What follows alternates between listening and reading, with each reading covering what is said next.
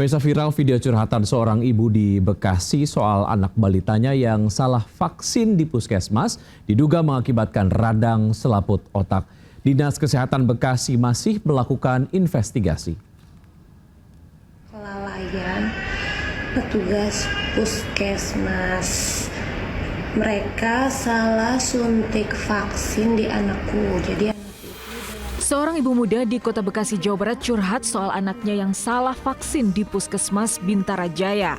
Sang ibu mendaftarkan anaknya yang berusia 9 bulan untuk vaksin campak, tapi bidan Puskesmas Bintara Jaya justru menyuntikkan 2 vaksin sekaligus, yaitu DPT-3 dan campak tanpa sepengetahuan orang tua. Tak sampai 24 jam, sang balita mengalami kejang hingga harus dirawat di rumah sakit selama 10 hari. Diagnosa dokter, sang balita mengalami radang selaput otak. Dipaha kan, ibu kok 2 kali? Iya emang 2 kali. Kan biasanya kalau campak sekali. Loh emang mau campak kalau DPT ini? Gitu. Saya kaget dong kan karena saya pikir komputer itu udah terintegrasi kan, bagian pendaftaran oke, bagian nimbang oke, itu udah sama. Ternyata si bidannya tidak melihat komputer. Pasca kejadian ini, pihak Puskesmas Bintara Jaya telah meminta maaf kepada orang tua balita. Sementara Dinkes Kota Bekasi meyakini kesalahan vaksin bukan penyebab sakit radang selaput otak. Kita akui memang terjadi double, tapi berdasarkan literatur juga dari semua pengalaman, memang tidak ada bahaya atau efek samping dari double vaksinasi. Dan Dinas Kesehatan Kota Bekasi menjamin seluruh biaya pengobatan akan ditanggung pemerintah. Dari Bekasi, Jawa Barat, Rahmat Hidayat, iNews melaporkan. Kecelakaan maut beruntun di Simpang Unisma, Bekasi Timur tidak hanya merenggut nyawa seorang pengemudi ojek online. Kecelakaan pagi itu juga membuat istri korban kehilangan tulang punggung yang menopang ekonomi keluarga tersebut. Anak-anak masih ada, Ibu. Sabar.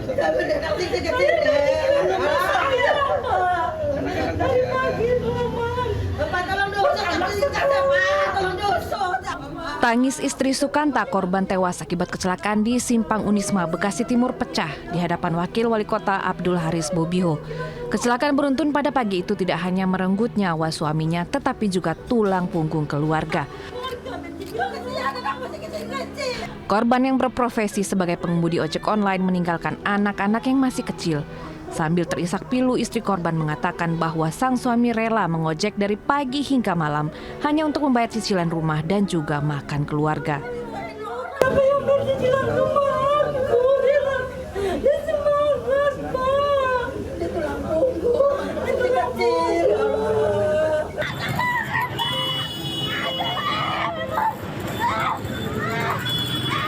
Sukanta menjadi korban tewas dalam kecelakaan yang melibatkan truk box dan 6 sepeda motor di Simpang Unisma, Bekasi Timur. Kecelakaan diduga akibat rem truk tidak berfungsi hingga menabrak sejumlah motor yang sedang berhenti. Polisi memastikan korban kecelakaan beruntun berjumlah 10 orang, 1 meninggal dan 9 orang luka-luka. Sementara sopir truk kini dibawa ke Polres Metro Bekasi untuk diminta keterangan. Tim Liputan iNews melaporkan.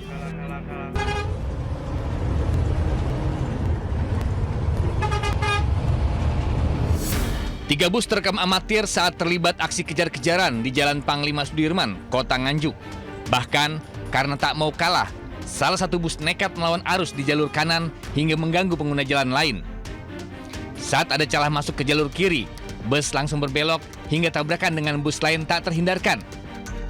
Video aksi kejar-kejaran 3 bus hingga 2 diantaranya bertabrakan terekam CCTV. Kedua bus yang bertabrakan adalah bus Sugeng Rahayu dan bus Mira.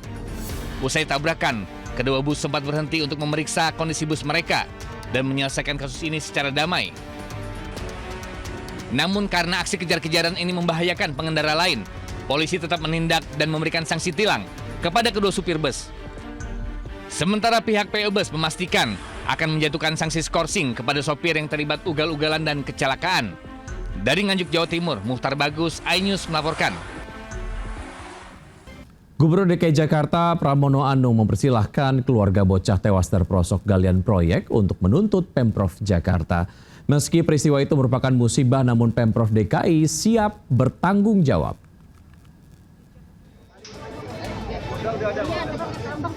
Tragedi tewasnya Izra, bocah 4 tahun yang terperosok lubang galian proyek di Manggarai, Jakarta Selatan menjadi sorotan. Gubernur DKI Jakarta Pramono Anung mengaku sangat menyesalkan peristiwa itu. Ia pun mempersilahkan keluarga korban jika ingin menuntut Pemprov Jakarta. Dan kalau kemudian keluarga melakukan penuntutan, kami persilahkan karena memang kejadian itu betul-betul di luar dugaan atau yang anak kecil umur 3 tahun tengah malam masuk ke ruang gelap gulita kemudian jatuh. Bocah berusia 4 tahun terperosok ke lubang proyek lapangan futsal sedalam 3,7 meter di Manggarai, Jakarta Selatan. Sang ayah histeris saat proses evakuasi. Kejadian tragis ini berawal saat bocah bermain di lokasi dan ingin meminta minum, namun tiba-tiba ia terperosok ke lubang yang tidak dilihatnya. Nyawa korban tidak tertolong meski sudah dirawat di rumah sakit. Polisi telah memeriksa sejumlah saksi termasuk pihak proyek meski belum ada laporan resmi dari keluarga korban ke kepolisian. Dari Jakarta, Tim Liputan iNews melaporkan. Pemirsa, diduga sering mendapatkan pelecehan seksual verbal, 4 pegawai ASN perempuan melaporkan Kepala Satuan Polisi Pamong Praja atau Kasatpol PP Kota Bekasi, Jawa Barat ke DPRD. Tidak hanya itu, korban juga mendapatkan intimidasi dari atasan mereka tersebut. Tangis perempuan berinisial SY tak tertahan saat menceritakan kasus pelecehan seksual yang ia alami. SY bersama 3 rekan sesama aparatur sipil negara di Bekasi, Jawa Barat diduga sering mendapatkan pelecehan seksual verbal dari atasannya, seorang oknum Kepala Satuan Polisi Pamong Praja. Dugaan pelecehan seksual verbal yang dilakukan Kepala Satpol PP ini kerap kali berulang dan terjadi sejak bulan Oktober tahun 2025 lalu. Pelecehan tersebut sering dilakukan melalui sambungan telepon serta video. Nyusul dia ke pas dia lagi dinas PPNS apa saya nggak tahu itu nyusul ke sana. Dia pernah video call sama saya pakai kaos kutang dan itu pun disaksikan teman saya juga. Pernah juga ngajak saya ketemuan di kota wisata. Keempat korban merasa risih kemudian membawa kasus ini ke Komisi 1 DPRD Kota Bekasi. Namun di hadapan anggota dewan, terduga pelaku membantah seluruh tuduhan pelecehan tersebut. Hingga kini belum ada pernyataan resmi dari terduga pelaku. Dari Bekasi, Jawa Barat, Rahmat Hidayat, iNews melaporkan. Seorang asisten rumah tangga asal Kabupaten Cianjur menangis memohon dipulangkan dari Libya. Dalam kondisi terluka parah, ia merekam video dan meminta bantuan agar dibebaskan dari majikan tempat ia bekerja. Saya hanya ingin pulang. Saya ada gaji 3 bulan. Saya hanya ingin dipermudah. Tolong ya Bapak Presiden. Ai Juriah, tenaga kerja wanita asal Desa Karangwangi, Kabupaten Cianjur, merekam dirinya dalam kondisi luka. Sambil menangis dan bersimbah darah, ia meminta pertolongan pada pemerintah agar dipulangkan ke Indonesia. Ai Juriah pada Maret tahun lalu berangkat ke Libya untuk bekerja sebagai asisten rumah tangga. Menurut suami, luka dalam video bukan disebabkan karena penyiksaan, melainkan terbentur kaca karena dipaksa bekerja dalam kondisi sakit. Sang suami mengakui tidak ada masalah gaji selama istrinya bekerja. Meskipun demikian, suami Juriah menyayangkan sponsor yang memberangkatkan istrinya karena tidak sesuai dengan perjanjian awal. Sebelumnya, Ai Juriah dijanjikan akan bekerja di Turki, namun ia justru dibawa ke Libya. Bahkan selama berada di sana, Juriah sempat 9 kali ganti majikan karena alasan tidak cocok. Keluarga telah meminta bantuan ke pihak desa untuk berkoordinasi dengan pihak terkait untuk bisa memulangkan Ai Juriah. Dari Cianjur, Jawa Barat, Muhammad Andi, iNews melaporkan. Ya, pemirsa, tahun ajaran baru, para orang tua mulai sibuk cari-cari perlengkapan sekolah untuk putra dan juga putrinya. Kalau mau harga miring alias murah, bisa coba ke Pasar ASMK. Jurnalis kami Jen Cahyani ajak Anda belanja di sana. Pemirsa, masih di masa libur sekolah, para orang tua ini antusias untuk membelikan anaknya alat tulis dan perlengkapan sekolah baru untuk semester mendatang. Nah, seperti di sini saya berada di Pasar Pagi ASMK, Tambora, Jakarta Barat. Di sini banyak sekali toko perlengkapan alat tulis yang memang dijual atau mulai ramai pada saat ini, pada saat libur sekolah, di mana ini para orang tua menemani anaknya untuk memilih alat tulis, kemudian perlengkapan sekolah yang lainnya untuk nantinya pada saat masuk semester baru, ini mereka sudah punya alat tulis dan perlengkapan baru. Halo Ibu, Ibu boleh tanya-tanya sedikit ya Bu ya sama anaknya. Lagi beliin alat tulis buat anaknya ya Bu ya? Iya. Pensil, penggaris, tip X, udahlah semua ya, pulpen semuanya lah. Memang setiap tahunnya Ibu sama Ade Haikal beli alat tulis di sini Bu? Iya, setiap tahun. Karena lebih miring. Selamat belanja kembali, pilih-pilih yang banyak deh Haikal ya.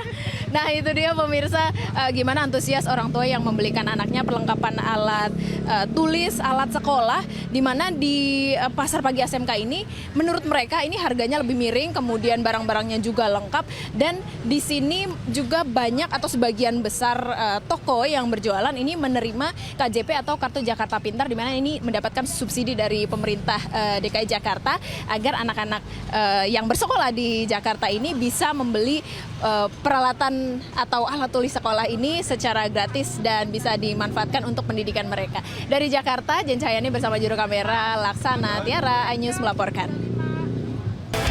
Ya, sebagai bentuk dukungan agar sepak bola Indonesia semakin mendunia serta apresiasi untuk konsumen, masyarakat diberi kesempatan bertemu dengan pemain timnas Jai Itzes langsung di Eropa. Diharapkan momen itu akan menjadi inspirasi bagi generasi muda dan konsumen di tanah air. Pernahkah membayangkan bisa terbang ke Eropa dan bertemu dengan salah satu pemain timnas Jai Itzes yang berlaga di Liga Eropa?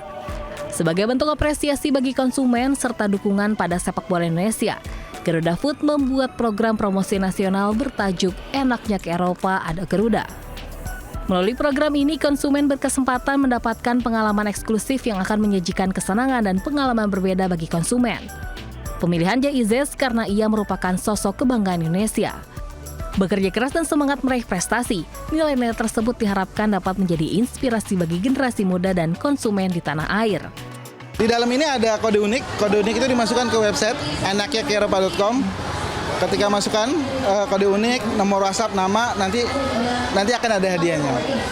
Hadiahnya ada dua sifatnya. Yang pertama itu adalah hadiah langsung. Jadi konsumen bisa tahu dia bisa dapat hadiah smartphone, sepeda motor, voucher. Program ini akan berlangsung 2 tahap, 1 Mei hingga 31 Agustus 2026 dan 1 September 2026 hingga 28 Februari 2027. Dari Jakarta, Indira Utomo dan Laksana Tiara, iNews melaporkan. Kebakaran besar melalap gudang pabrik di Cakung Barat, Jakarta Timur. Gudang yang terbakar seluas 700 meter persegi itu membuat pemadaman butuh waktu hingga 5 jam lebih. Informasi ini sekaligus menutup jumpa kita di iNews siang hari ini. Saya Wiki Ardian bersama teman-teman yang bertugas. Terima kasih dan sampai jumpa.